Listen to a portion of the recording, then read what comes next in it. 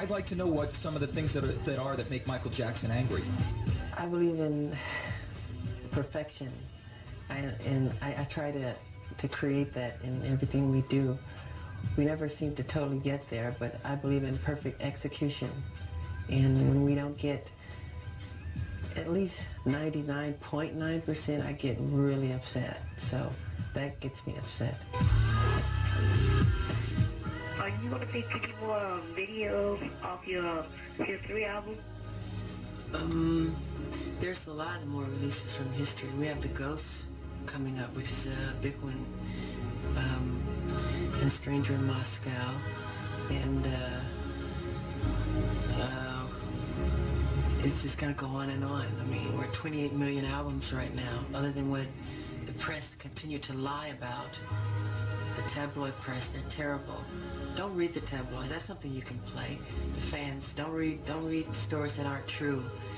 They write these stories to mislead you, and you're just making them rich. It's not true. Don't read it. It's garbage. It's junk food.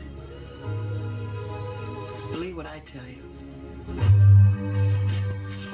Why are you wearing a silk mask in your latest appearances? Because with time, my skin condition has gotten worse. I hate to say it. I have vitiligo, and I'm completely allergic to the sun. I'm not even supposed to be outside, actually. Even if I'm in the shade, the sun rays can destroy my skin. Are there any songs that you released that you wish you didn't? Not that I can think of. Some of the Motown, some of the songs, the early ones, I remember getting upset with the songwriters because I wanted to sing them one way and they wanted me to sing it another way. And I would call Barry Gordy, who was the chairman, owner of the company. He would say, look, let Michael do what he wants. I'm sure he's right. So that happened several times.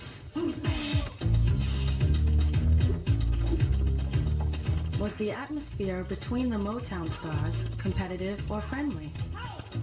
It was very friendly. Marvin Gaye used to come to my house at least twice a week to play basketball with my brothers.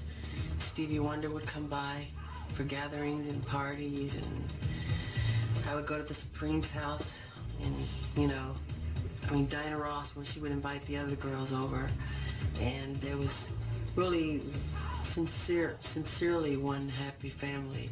We would have a baseball team where we played against one another, and I was just really little, but they let me bat, and it was really a happy family, and I do miss all of them. Even the Temptations, they would come over to my house all the time.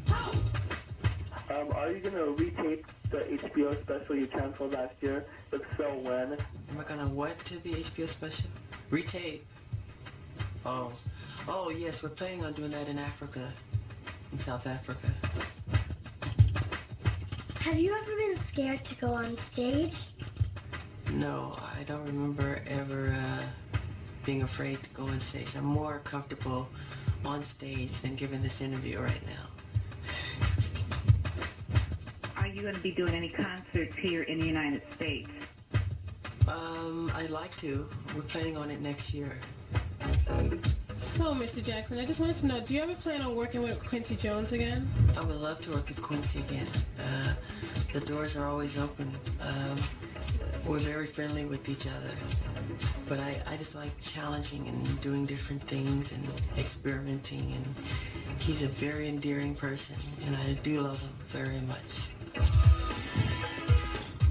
If you could spend one day in complete anonymity, where would you go and what would you do?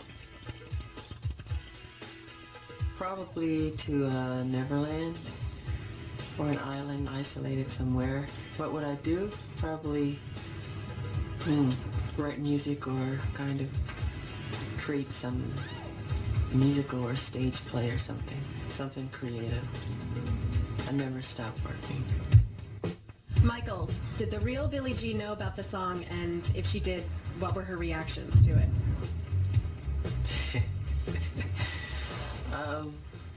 there's a girl named Billie Jean, but it's not about that Billie Jean. Billie Jean is kind of anonymous. It represents a lot of girls who used to, they used to call them groupies in the 60s. They would hang around backstage doors, and any band that would come to town, they would have a relationship with. And I think I wrote this out of experience with my brothers when I was little. There were a lot of Billie Jeans out there. Every girl claimed that their son was related, to one of my brothers. Which songs of his are autobiographical? Stranger in Moscow, Heal the World, We Are the World, I'll Be There. Those type of songs. What inspired the song Stranger in Moscow? Chattanooga, Tennessee. Stranger in Moscow. I wrote that in Moscow when the lyrics are totally autobiographical.